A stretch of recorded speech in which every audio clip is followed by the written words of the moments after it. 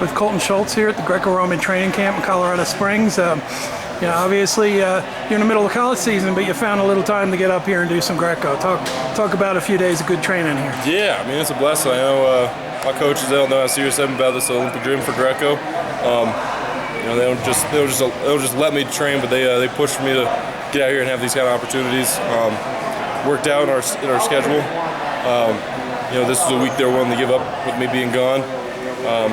So yeah, get a good week of training, a few extra days in here after camp with some of the heavyweights. Yeah, it's a blessing. It's good training. Great energy in the room, and it's fun wrestling Greco again. Yeah, and in this Greco wrestling, you've got the Chilean guy here who's one of the best in the world, right? I mean, he's won world medals. He's the kind of guy we got to beat. Yeah. Is it good to be able to work out with a guy like him that you might run into in a few months? Yeah, it's a huge blessing. Like you said, he's multiple-time world bronze medalist or whatever. I mean, those kind of accolades, that's the kind of guys you gotta be aiming not just to be able to compete with, but you gotta be aiming to at least beat those guys. There's no way to do it except for actually getting in here and wrestling them, getting hands on them. No better place to do it than here.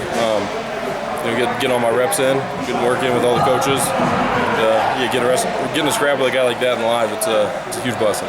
So, and we have some Cuban coaches here too, right? Yeah. I mean, that adds a little bit. It's giving us a little bit more to work with our Greco guys. So it's fun having them. We got an Olympic champ over there, and if you had a chance to spend some time with any of the Cubans. Yeah, it's exciting. I mean, I only been here a couple days, so I haven't really had a whole lot of one-on-one time or anything. But having a guy like Barrero leading the technique for practices, it doesn't get much better than that. He's incredible what he does, and the coaches, being able to give him the stage, to let him show some technique is huge. It's a huge advantage for sure. It's kind of interesting to have fun how they're working through with translating and everything. But yeah, it's a huge advantage. We gotta take full advantage of having a guy like that in the room. So college season, talk a little bit what's going on with the Sun Devils. You guys have some interesting and clearly talented athletes in the lineup, but it's a crazy season too, isn't it? Yeah, I mean, college duels are always a rough one. You got a plan going into the season. So you lose some people here and there. Plans got to change. You got to figure out how to get it done, and we're kind of in that figuring out how to still meet our goals stage, and we'll get there. Everyone's main goal is March, but I think we all agree that it sucks losing even in January. Not something you want to do. Everybody wants to win every match. Yeah, but you've had lineup changes a lot this season, right? Yeah. So when the Sun Devils are wrestling, you're not sure who's going to be in there sometimes. Right. Yeah, well, it's fun. We got a lot of young guys, a lot of young faces keep on cracking the lineup. We're just gonna keep putting the pieces together, and come time for March, hopefully we got the team that it takes to get us another trophy and hopefully win us a team title. It looks like Pac12 keeps getting better, right? I mean, Stanford's getting a step up, and Oregon State's wrestling real well, and I mean the whole league's looking like it's taking a step up. I mean, is that good for wrestling to have the Pac12 doing so well? Oh yeah, I mean, I think we've had a lot of. I was looking at some stat last year with the amount of people we get to go to the national tournament. I think we had like the highest percentage of All-Americans or something like that.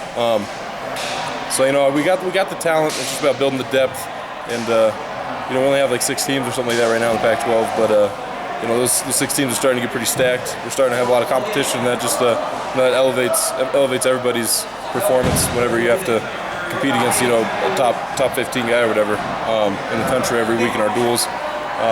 Hopefully everybody's on the same track. We all want to win national titles, and when every team you're wrestling has the same goal, definitely makes you elevate your level.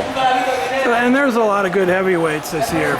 You're going to walk into another challenging season in the postseason, but last year you made finals, and really you beat a lot of the kids that are there this year. You looking forward to running into some of those guys that you haven't wrestled yet once you get later in the season? Yeah, always. The funny thing about heavyweight, I feel like there's a lot of familiar faces always. You don't see too many people going up and down at there's nowhere to go up at a heavyweight. Right. So you don't see a whole lot of people leaving. You see a lot of the same faces for a lot of years. So it's always fun. It's always exciting to see who you get to run into. It's the way this season's going. I'm definitely excited to get ready for postseason and hopefully beat some of those big names, beat all the guys ahead of me. Now you're a Colorado native, and you've gone down to the sunshine down in Arizona, but we might have a Colorado snowstorm today. Oh, yeah. Yeah, welcome home, buddy. Right. Appreciate it. Yeah, I definitely don't. I don't have the clothes anymore. I don't even think I own my own winter jacket no more. You must have something here. Right. Or maybe you can call your family. Yeah, exactly. Hey, I need a jacket. I forgot. Yeah, exactly. We'll see. I'll get a hold of them. Oh, that's awesome. All right, Cohlton, always fun catching up with you, man. Appreciate it. Talk to you later.